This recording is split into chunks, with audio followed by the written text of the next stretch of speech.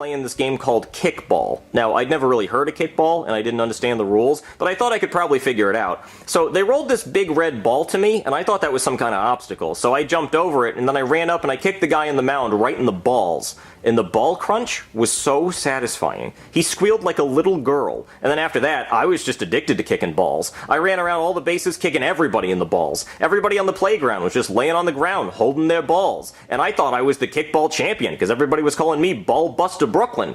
Until the PE teacher ran up and told me to go to the principal's office for kicking people in the balls. So I kicked him in the balls, and then I went to the principal's office, and the principal told me that I was suspended for kicking people in the balls. So I kicked him in the balls too. And then they called the cops, and as you can imagine, I kicked them in the balls, and they were not happy about that at all. So they sent me to jail, they took my mugshot, I kicked the photographer in the balls, and then they sent me to my cell, and I kicked my cellmate in the balls. So then they sent me to the electric chair, and I kicked the executioner in the balls. And then after that, they didn't know what to do. So they called my parents, and my parents came and got me, and my dad said I was grounded for kicking people in the balls and that might teach me a lesson. So I kicked him in the balls. And then they sent me to a therapist to figure out why I was kicking people in the balls so much. And my therapist said it had something to do with unresolved feelings about my mother, so I kicked him in the balls. And then they sent me to a mental institution, and they put me in a straitjacket. But my legs were still free, so I kept kicking people in the balls. And then they put me in straight pants, so I couldn't kick anybody in the balls. And then my parents, and the teachers, and the doctors, and the cops, and Bill Clinton, who was president at the time,